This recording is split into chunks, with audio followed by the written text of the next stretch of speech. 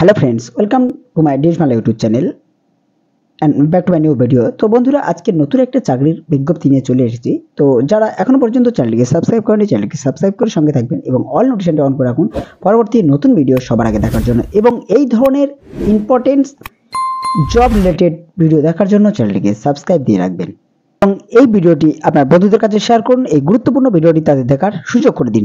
তো চলুন বন্ধুরা, নতুন ভিডিওটি শুরু করি এবং ভিডিওটি শুরু করার আগে প্রত্যেককে বলে দেব যে আপনারা অবশ্যই জেনে নিয়ে এই ফর্মটি ফিল আপ করবেন। কবে থেকে ফর্মটি ফিল আপ করা শুরু হবে, কিভাবে ফর্মটি ফিল আপ করবেন, কোন কোন ডকুমেন্টস লাগবে এবং কোথায় গিয়ে ফর্মটি ফিল আপ করবেন, অনলাইন না অফলাইন, সমস্ত বিষয় আলোচনা করব এই ভিডিওতে। তো ভিডিওটিকে স্কিপ করবেন না, সম্পূর্ণ ভিডিওটি দেখার জন্য আপনাদের কাছে অনুরোধ করলাম এবং চ্যানেল নতুন হলে অবশ্যই চ্যানেলটিকে সাবস্ক্রাইব দিয়ে রাখবেন। চলুন বন্ধুরা, ভিডিওটি দেখা যাক।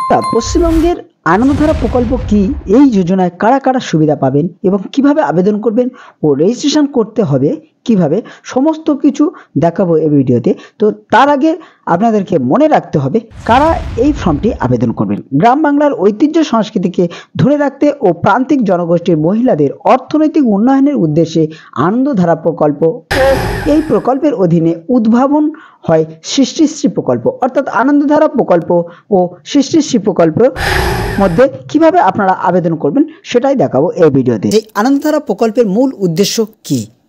তো 1 নম্বর পয়েন্ট যেটা থাকছে সেটা হচ্ছে সার্বজনীন সামাজিক একত্রীকরণ ও গরিবদের সংগঠন তৈরি করা, গরিবদের সক্ষমতা বৃদ্ধি করা ও সার্বজনীন আর্থিক অন্তর্ভুক্তি জীবিকা উন্নয়ন প্রদান করার লক্ষ্য এই আনন্দধারা প্রকল্প। দ্বিতীয় যেটা হচ্ছে কর্মসূচির প্রধান কৌশলগত পদক্ষেপ হলো সার্বজনীন সামাজিক গতিবদ্ধকরণ। 3 নম্বর সক্ষমতা বৃদ্ধি করা এবং আর্থিক অন্তর্ভুক্তিকরণ, অর্থাৎ আপনাদের লোনের একটা বিষয় থাকবে যেটা থেকে আপনারা আপনাদের নিজস্ব এবং বাড়িতে বসে একটা শিল্প তৈরি করতে পারবেন, যেটা বাজারে বিক্রি করে আপনারা করতে পারবেন কিংবা একটা ব্যবসা করতে পারবেন। সেই জন্য আপনাদের এই লোনটি পাইয়ে দেওয়ার ব্যবস্থা করবেন সরকার, এবং এর জন্য আপনারা কিন্তু একটা দল গঠন করতে হবে। তো এই আনন্দধারা প্রকল্পের সুযোগ সুবিধাটা কি সেটা আমি বলবো। তো এই প্রকল্পের আওতায় থাকা ব্যক্তিদের বা গোষ্ঠীদের সরকার থেকে আর্থিক সহায়তা প্রদান করবে। পশ্চিমবঙ্গ গ্রামীণ আজীবিকা মিশন থেকে প্রত্যেক স্বনির্ভর গোষ্ঠীর সদস্যদের 15,000 টাকা তহবিল হিসাবে দান করা হবে। এছাড়া 5,000 টাকা করে তাদেরকে প্রত্যেককে লোন দেওয়া হবে। তো ব্যাংক লোন প্রদান, এই প্রকল্পের ব্যাংকের লোন সহায়তা পাওয়া যাবে, অর্থাৎ এই প্রকল্পে ব্যাংক লোনের সহায়তা প্রদান করা হয়। সরকার দ্বারা আয়োজিত বিভিন্ন মেলা যেমন সবলা মেলা, খাদ্য মেলা মতো জায়গায় গিয়ে নিজেদের কাজকে লোকের কাছে পৌঁছে দেওয়ার সুযোগ দেয়। এছাড়াও সেখান থেকে অর্থ উপার্জন করার একটা সুনির্দিষ্ট রাস্তা তৈরি করা হয়। এই প্রকল্পের অধীনে যে কোনো গ্রামীণ দরিদ্র মেয়েরা এই সুবিধা লাভ করতে পারে, তবে তার আগে তাকে স্বনির্ভর গোষ্ঠীতে অন্তর্ভুক্ত হতে হবে। প্রতিটি বাড়ির একজন সদস্য বা একজন মহিলা এই গোষ্ঠীতে অন্তর্ভুক্ত হতে পারবে। তো বন্ধুরা, গ্রাম পঞ্চায়েত দপ্তরের মাধ্যমে আনন্দধারার সহায়ক প্রকল্পে নতুন করে কর্মী নিয়োগের একটি বিজ্ঞপ্তি প্রকাশিত হয়েছে। গ্রাম পঞ্চায়েত অফিসে নিয়োগ করা হবে এই কর্মী। আবেদনপত্র অফলাইনে জমা করতে হবে, কোনো অনলাইনের সিস্টেম নেই। তো এটা আপনাদের জিপিতে কিংবা বিডিও অফিসে যোগাযোগ করতে পারেন, তারা কিন্তু আপনার এই সমস্ত ইনফরমেশানটি দিয়ে দেবে। তো বন্ধুরা, ভিডিওটি আজকে দেখাবো যে পদে আপনারা আবেদন করবেন, সেই পদটির নাম হচ্ছে community resource person enterprise promotion, অর্থাৎ CRP-EP পদে কিন্তু আপনারা নিয়োগ করতে পারবেন বা নিয়োগ করা হচ্ছে। এর বয়স সীমা কত? CRP-EP পদে আবেদন করার জন্য প্রার্থীদের এখানে বয়স হতে হবে 25 থেকে 35 বছরের মধ্যে। এছাড়াও মার্চ 2023 হিসেবে কিন্তু বয়সটা লাগবে। তবে এর জন্য শিক্ষাগত যোগ্যতা কি? এখানে আবেদন করার জন্য চাকরি প্রার্থীদের কমপক্ষে উচ্চ মাধ্যমিক পাশ করতে হবে। এছাড়াও জানিয়েছে যে কোনো বিষয়ে স্নাতক ব্যক্তিরা অগ্রাধিকার পাবেন, অর্থাৎ গণিত এবং ব্যবসার উপরে প্রাথমিক জ্ঞান থাকতে হবে প্রার্থীদের। অভিজ্ঞতা কি? আবেদন করার জন্য চাকরি প্রার্থীদের স্মার্টফোন ও কম্পিউটার চালানোর উপর প্রাথমিক জ্ঞান থাকতে হবে। এছাড়াও বাংলা ভাষা লেখা ও কথা বলার ও ইংরাজিতে লেখা দক্ষতা আপনাদের কিন্তু থাকতে হবে।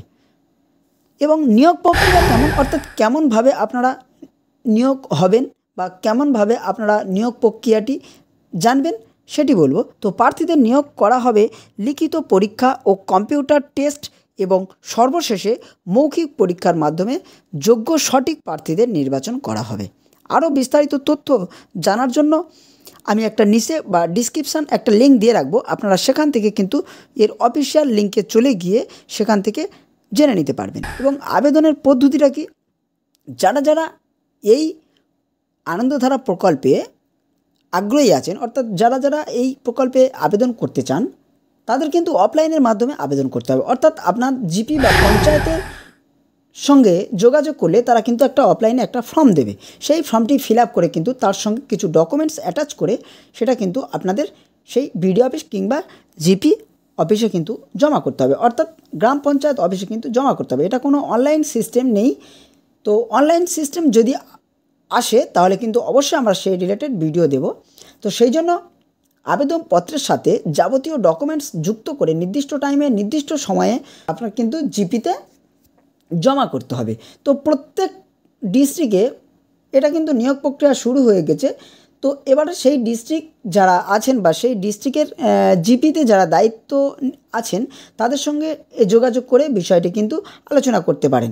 তো এই বিষয়টি নিয়ে তাদের সঙ্গে কিন্তু আলোচনা করতে পারেন। তো এর জন্য ডকুমেন্টস কী লাগবে, তো প্রথমে যে ডকুমেন্টস লাগবে সেটা হচ্ছে আপনাদের বয়সের প্রমাণপত্র, অর্থাৎ আপনি যে 25 থেকে 35 বছরের মধ্যে আছেন তার জন্য একটা বয়সের প্রমাণপত্র।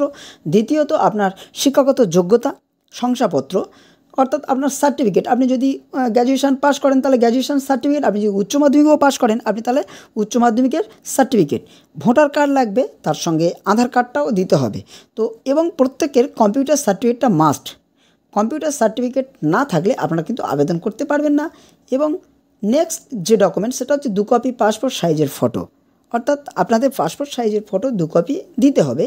এবং শিক্ষিত স্থায়ী বসবাসের শংসাপত্র, অর্থাৎ আপনি যে জায়গাতে বসবাস করেছেন সেটা স্থায়ী বাসিন্দার একটা সার্টিফিকেট কিন্তু আপনাকে দিতে হবে। এবং আরও অন্যান্য অনেক ডকুমেন্টস লাগতে পারে, সেটা প্রত্যেককেই বলছি এই ভিডিওর শুরু থেকে শেষ পর্যন্ত প্রত্যেককেই বলবো যে আপনাদের জিপিতে যিনি দায়িত্বে আছেন বা আপনার গ্রাম পঞ্চায়েতে বা আপনার বিডিও অফিসে যিনি দায়িত্বে আছেন তাদের সঙ্গে কিন্তু কথা বলে এই ফর্মটি ফিল আপ করবেন।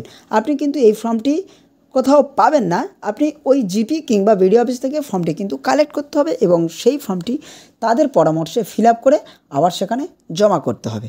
তো বন্ধুরা আমি ডিসক্রিপশান বক্সে লিঙ্ক দিয়ে রাখবো, আপনারা সেই অফিসিয়াল লিঙ্কটিতে ঢুকে সম্পূর্ণ বিষয় জানতে পারবেন। এবং ভিডিওটি যদি ভালো লেগে থাকে এবং ভিডিওটি যদি আপনাদের হেল্পফুল মনে হয় তো একটা লাইক দেবেন এবং বন্ধুদের কাছে শেয়ার করতে ভুলবেন না। আর প্রত্যেককেই বলবো এই চ্যানেলটিকে সাবস্ক্রাইব করে রাখবেন, কারণ এই ধরনের নতুন জব রিলেটেড ভিডিও আমরা অনবরত দিতে থাকি, এছাড়াও নতুনত্ব অনলাইন রিলেটেড ভিডিও আমরা দিয়ে রাখি।